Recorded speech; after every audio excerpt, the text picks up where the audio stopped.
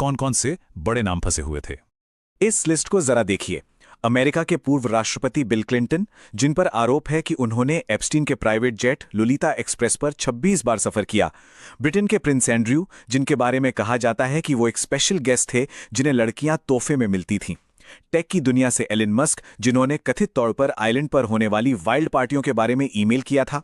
और तो और भारतीय फिल्म मेकर मीरा नायर और प्रधानमंत्री नरेंद्र मोदी का भी नाम इसमें आया है। हालांकि विदेश मंत्रालय ने इन दावों को पूरी तरह से गलत बताया है। तो सवाल ये उठता है कि आखिर इतने बड़े बड़े लोग इस जाल में फंसे कैसे। तरीका बहुत सीधा था। एप्स्टीन पावरफुल लोगों को अपने आइलैंड पर बुलाता था। वहां गुप्त सुरंगों में छिपे हुए कैमरों से उनकी हरकतों को रिकॉर्ड किया जाता था और फिर उन्हीं रिकॉर्डिंग्स का इस्तेमाल उन्हें कंट्रोल करने और ब्लैकमेल करने के लिए होता था। ये सिर्फ अय्याशी का अड्डा नहीं था, ये कंट्रोल और पावर का एक बहुत खतरनाक खेल था। इन फाइलों को लेकर एक और बहुत ही डरावनी अफवाह फैली, और वो थी नर भक्षण की, यानी कैनिबलिज्म की। सोशल मीडिया पर एक पुराने वीडियो को लेकर यह दावा किया जाने लगा कि उस आइलैंड पर इंसानों को मारकर खाया जाता था। तो क्या इस बात में कुछ सच्चाई है? देखिए, अभी तक जो भी फाइलें सामने आई हैं, उनमें इंसानों को खाने का कोई सीधा सबूत नहीं मिला है। लेकिन इसका मतलब ये बिल्कुल नहीं है कि वहां जो कुछ हो रहा था वो कम डरावना था। डॉक्यूमेंट्स में मर्डर करने की इजाजत जैसे खौफनाक शब्द मिले हैं।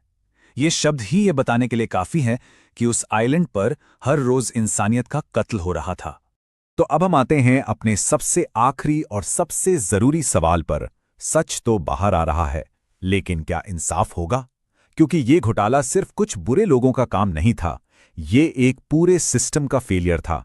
एक ऐसी व्यवस्था की नाकामी जिसने इस गंदगी को सालों साल तक चलने दिया। ये एक सिस्टम ऑफ साइलेंस था। एप्स्टीन की पार्टनर गिज़लेन मैक्सवेल लड़कियों को इस जाल में फंसाती थी।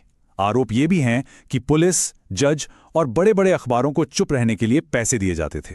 पावरफुल लोगों ने अपने पैसे और रुतबे का इस्तेमाल करके केस दबा दिए, पीड़ितों को चुप करा दिया, और नतीजा ये कि आज भी कई बड़े बड़े नामों पर कोई कार्रवाई नहीं हुई है। तो आखिर में हमें इस सबसे क्या समझना चाहिए? देखिए, ये फाइलें सिर्फ कुछ नामों की एक लिस्ट नहीं है। ये उस भरोसे का कत्ल है जो आम जनता अपने नेताओं पर, अपने आइकॉन्स पर करती है। जब समाज में सबसे ऊपर बैठे लोग सबसे नीचे के दर्जे की नीचता पर उतर आते हैं, तो ये किसी एक इंसान की नहीं, बल्कि पूरी सभ्यता की हार होती है। और ये सब हमें एक बहुत ही परेशान करने वाले सवाल के साथ छोड़ जाता है। जब पावरफुल लोग इतना नीचे गिर सकते हैं, तो क्या इंसाफ मिलना वाकई मुमकिन है? ये सवाल सिर्फ इन फाइलों का नहीं है, ये हमारे पूरे सिस्टम के भविष्य का सवाल है।